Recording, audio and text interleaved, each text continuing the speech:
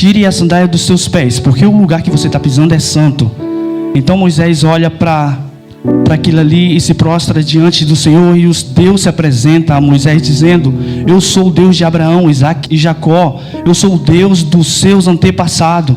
E Deus dá uma ordenança a Moisés: eu quero que você vá agora ao Egito, porque eu tenho ouvido o clamor do meu povo. Os filhos de Israel neste momento estão sendo assolados, e eu quero que você vá lá e liberta o povo. Então Moisés disse para Deus: quem sou eu para que vá ao faraó? E aqui eu comecei a pensar, né? Por que Moisés disse: quem sou eu que vá ao faraó e tire o povo da escravidão? O que Moisés quis dizer com isso? Quem sou eu para ir até o faraó e tirar o povo? Todos nós sabemos que nós, trazendo essa passagem para o nosso contemporâneo, nós precisamos entender que Moisés, ele faz uma inversão de valor. O que é a inversão de valor? Moisés, ele diz: quem sou eu que vá ao faraó e tire o povo do Egito? Só que Moisés, ele pegou a função dele e colocou como quem ele é.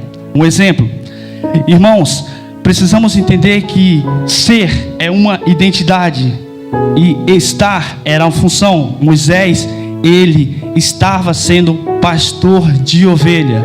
Então Moisés, ele falou: quem sou eu? Todos nós sabemos que nós somos a imagem e a semelhança de Cristo.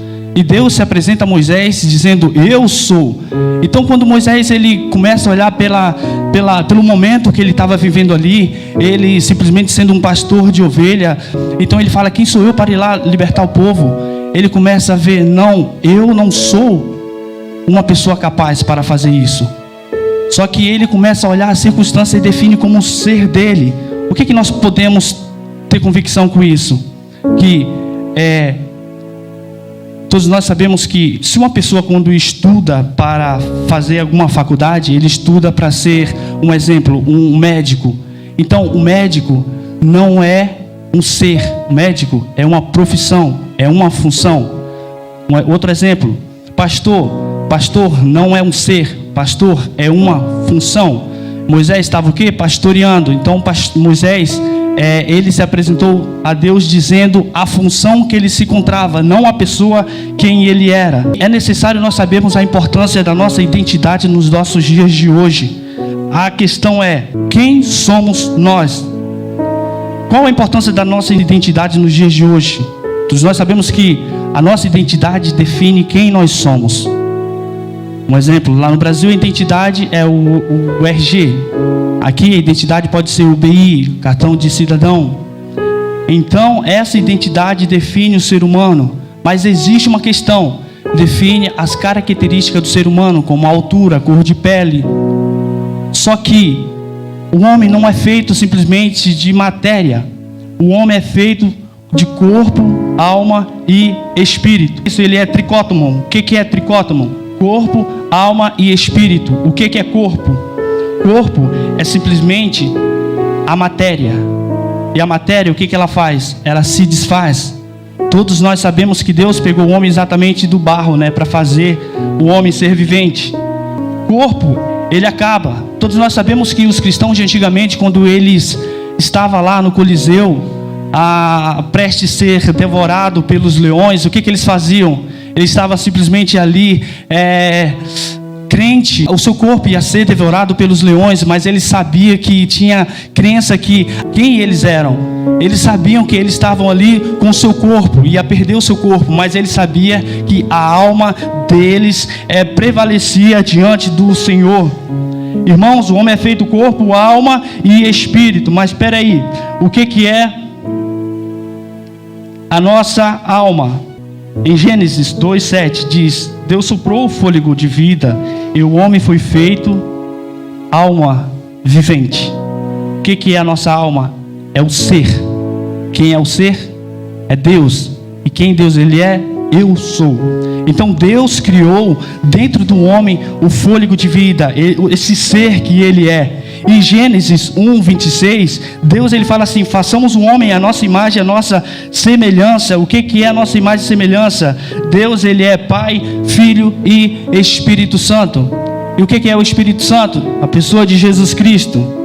E o que é a pessoa de Jesus Cristo? Ele veio aqui na terra e deixou o Espírito Santo para definir quem somos. Mas espera aí, nós temos um corpo feito do barro pelas mãos de Deus. Nós temos o nosso ser que foi feito o sopro de vida, né, do Senhor.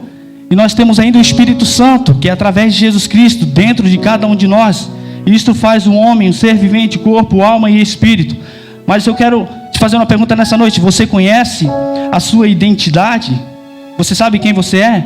Você, em outras palavras, você conhece a sua identidade espiritual? Será que nós conhecemos a nossa identidade espiritual? Irmãos, gostaria de falar que a paternidade ela gera identidade, identidade gera propósito e propósito que gera destino. A questão é, o que é a paternidade? Precisamos entender de onde Jesus veio. Todos nós sabemos que Jesus foi gerado pelo Espírito Santo, através de Maria. Isso é paternidade. Agora vamos reconhecer a identidade. Quem é a identidade de Cristo? Ele é Filho de Deus. Todos nós sabemos e reconhecemos Ele como Filho de Deus. E qual é o propósito dele? Nos trazer a salvação. Que salvação é essa? Que nos dá a vida eterna. Então, nós precisamos ter ciência que Deus, Ele sabe quem Ele é. E Ele quer nos trazer isso para as nossas memórias, para os nossos próprios entendimentos. Então, nós precisamos saber de onde nós viemos, aonde nós estamos e para onde nós estamos indo. Amém, igreja? Quanto está aqui comigo?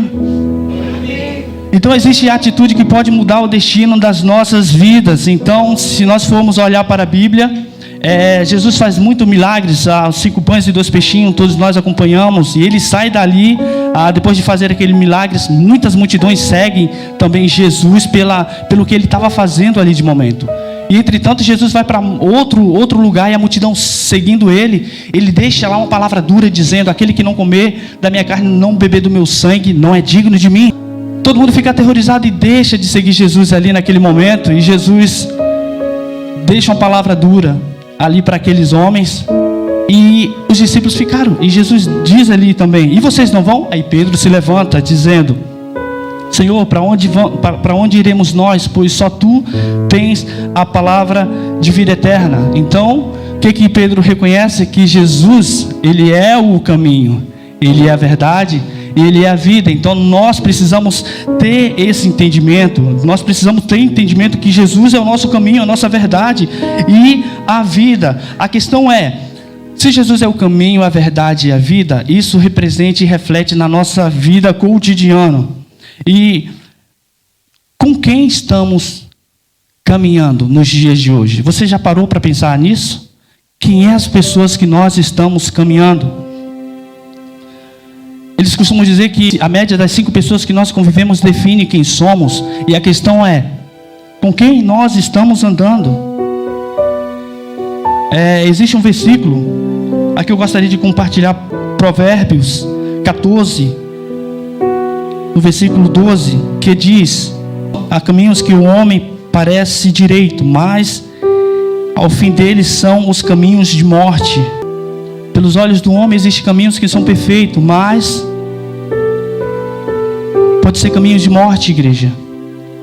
E quando eu li esse versículo, eu comecei a pensar que, gente, existe exemplo na Bíblia. E nós sabemos, olha só o que aconteceu com o filho pródigo. Ele tinha um relacionamento com sua família, ele estava ali com sua família, mas ele foi caminhando caminhos que ele queria se aventurar. Ele queria novidade. Ele talvez se cansou daquela vida e falou: olha, eu vou para novas aventuras, eu vou, quem sabe lá na frente eu posso construir um império, a minha própria família, né? As minhas próprias experiências. E tem um ditado lá fora que diz: me diz com quem tu andas e eu direis quem tu és. Em 1 Coríntios 15, 33, que diz: as más conversações corrompem os bons costumes. E é isso, igreja. Se nós andamos com pessoas que nos traz influência má, nós usando de própria ignorância com nossos próprios entendimentos, Então, quando nós não temos clareza de quem somos, nós somos influenciados por certas pessoas que faz com que as nossas vidas simplesmente andam para trás. Então, nós podemos ver que se você não sabe quem você é, você acaba se tornando aquilo que as pessoas querem que você seja. Você acaba sendo dominado pelas pessoas. Você acaba sendo influenciado pelas pessoas. Igreja, que pessoas são essas? Pessoas, muitas das vezes, que estão em busca das suas falsas identidades. Quer um exemplo? O povo, no tempo de Samuel, chegou e disse: Samuel, nós precisamos de um rei. Por quê? Eles queriam alguém que tinha uma estatura, tipo a de Saul, a de Golias, sabe? Bem grande, bem forte. Não, Samuel, já um ancião. Então o povo olhou ali para a estatura. Só que não era da vontade de Deus. E Deus falou assim: Samuel, não é da minha vontade, mas eu permito. Só que lá na frente, o que acontece? Samuel vai procurar um rei. Aonde? Na casa. Alguém sabe me dizer, gente? Na casa de Jessé. E Samuel vai procurar um rei com uma estatura que o povo queria. Olha só que incrível. Aí só que Deus, ele disse para Samuel, dizendo: Samuel, você vê simplesmente a aparência, mas eu vejo o coração.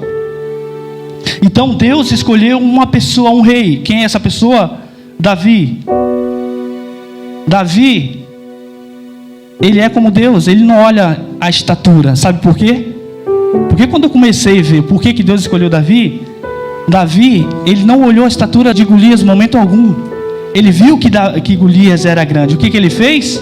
Ele falou bem assim: você vem com espada e com lança, mas eu vou no nome do Senhor dos Exércitos. E o nome de Deus é Eu Sou. E quem você é? A imagem e a semelhança de Deus. Exatamente.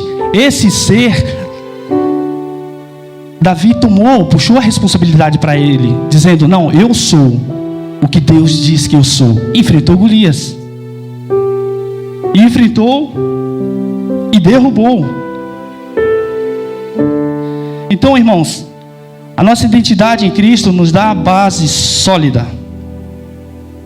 O que é base sólida? Estrutura. Então eu vejo que nós precisamos ter essa base em nossa vida. Por referência de quem? Referência da Bíblia.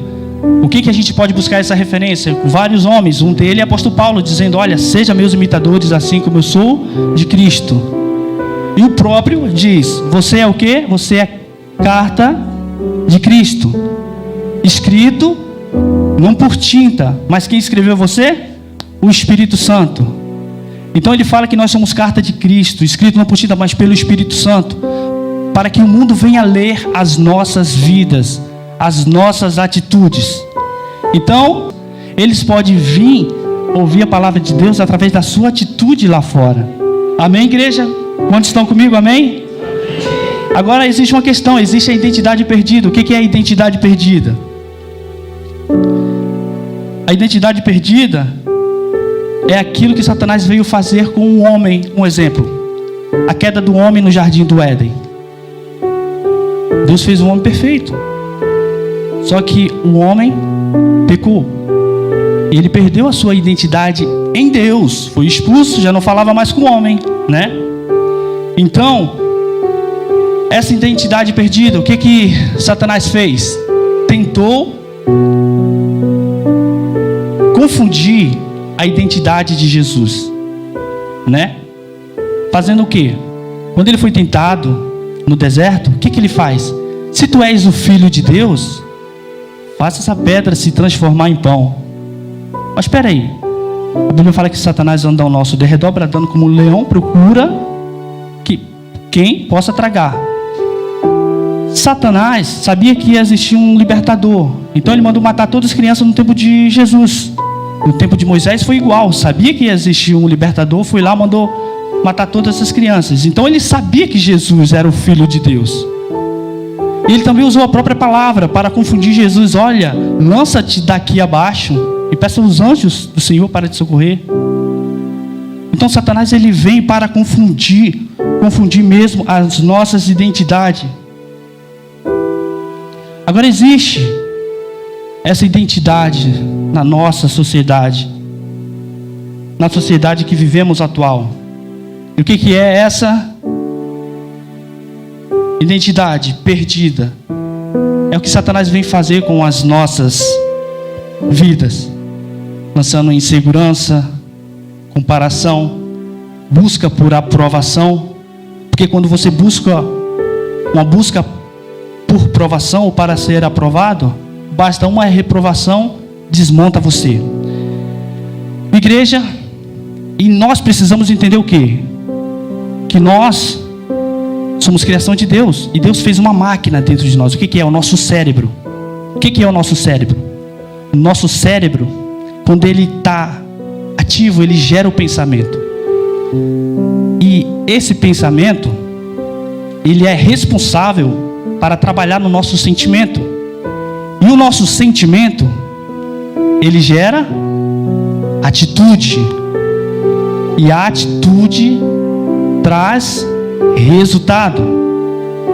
Então Satanás ele pode trabalhar na cabeça do homem de várias maneiras, lançando seta no seu pensamento. Só que quando você tem um livro da Joyce Meyer que fala bem assim: você já parou para pensar sobre aquilo que você está pensando? Sabe por quê? Porque muitas das vezes você começa a pensar sobre algo e aquilo começa a criar algo no seu coração. Por quê? Porque o seu pensamento está alimentando o seu sentimento. Você já parou para pensar que uma pessoa que irrita a outra, ela tem poder sobre ela? Pro lado ruim? Mas ela também pode ter pro lado bom, quando a pessoa... Só que quando nós temos ciência disso, quando a pessoa quer entrar na nossa mente ou vem falar algo para nos deixar triste, o que nós possamos pensar? Peraí, o nosso pensamento gera o nosso sentimento, e o nosso sentimento, ele é responsável pelas nossas vontades. Olha só, por que Moisés não entrou na terra prometida? O povo estava falando muito na orelha dele. O que ele fez?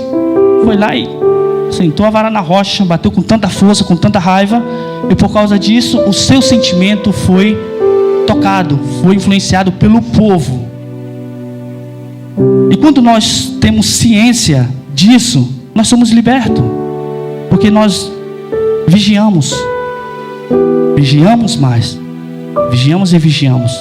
É necessário orar sim, mas nós precisamos vigiar para Satanás não ter brecha na nossa vida, não tirar a identidade de quem realmente somos. Jesus, e a identidade perdida também foi levada ao povo cativo no deserto. O povo, ele tinha a terra prometida. O que foi lá no tempo de José do Egito? Eles foram viver no deserto, no Egito, e ficou lá. Ficou. E depois eles perderam a sua identidade, a sua origem, de onde eles vieram. Eles só sabiam aonde eles estavam, que era ser escravo. Mas Deus, ele fez o quê? Ele trouxe um libertador para aquele povo. E quem era o libertador? O libertador foi Moisés. Trazendo para os nossos dias de hoje, o que é os escravos? São pessoas lá fora no mundo agora que precisa ser liberto pelo faraó mau, que é o diabo, né? E o que é o Egito? É este mundo. Mas espera aí. Mas existe um libertador que é Jesus, que veio ao mundo para nos dar vida. Em Gálatas 2:20 diz: já estou crucificado com Cristo. Agora não vivo mais eu, mas Cristo vive em mim. Cristo morreu pelos nossos pecados. Isso significa que nós também precisamos morrer com Cristo, o nosso velho homem. A maldade do homem tem que morrer juntamente com Cristo. E precisamos ter ciência que quando Jesus ressuscitou, Ele veio para nos dar vida. E o que é vida? Uma nova criatura. Irmãos,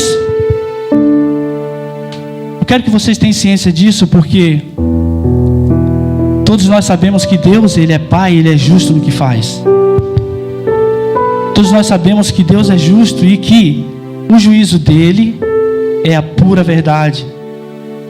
E por mais que nós procuramos entender coisa dEle, nada passa encoberto pelos olhos de Deus, do Senhor. E olha, a profecia estão se cumprindo a cada dia que passa. O que nós estamos oferecendo para Deus, pensa nisso, pois naquele grande dia não vai adiantar ninguém chorar e nem pedir misericórdia quando o Senhor vir buscar realmente quem somos, esse ser que somos. Todos nós sabemos que o nosso ser é o reconhecimento de Jesus como Filho de Deus, e nele nós temos a nossa vida direcionada pela vontade do Pai. Olha só em volta: guerras, pandemia, o clima, as profecias estão se cumprindo a cada dia que passa. O que você tem para apresentar diante do Senhor? Ou melhor dizendo, não é a posição que você ocupa, mas sim quem você é. E quem você é? Você é a imagem e a semelhança de Deus. E a imagem e a semelhança de Deus não é simplesmente matéria, porque a matéria não sai do lugar, mas Deus, Ele veio colocar o seu fôlego de vida dentro de cada um de nós, para que tivermos o quê? Para que nós possamos ter vida eterna, viver com Deus. Então nós sabemos que para nós alcançarmos a salvação, é necessário nós nos levantarmos, porque a salvação não é fácil. A salvação é tomada à força. E que força que é essa? É você lutar contra o seu próprio eu, você lutar contra as suas próprias vontades, contra o seu próprio desejo, e reconhecer que você é realmente templo do Espírito Santo. E o Espírito Santo, Ele está em nossa vida, Ele preenche o nosso ser, Ele nos dá ânimo, nos dá força para que nós possamos caminhar dia após dia, e que nada venha nos abalar. Igreja, gostaria que a igreja ficasse de pé neste momento. Sabe por quê? Porque nós precisamos reconhecer quem somos diante de Deus e qual é o nosso propósito aqui na terra. Qual é o nosso propósito aqui na terra? Nós somos chamado filho, escolhido por Deus, e Ele jamais deixará cada um de nós órfão. Jesus, Ele morreu, ressuscitou, de braços abertos, está neste momento de braços abertos para o mundo. E nós temos realmente o que Ele deixou, foi o intercessor, que é o Espírito Santo, que é a ponte que liga o homem para com Deus. E que nós venhamos se aproximar cada vez mais de Deus e dar legalidade ao Espírito Santo para trabalhar nas nossas vidas. Amém, igreja? E aqui eu deixo essa palavra no coração de cada um de vocês, e que Deus abençoe.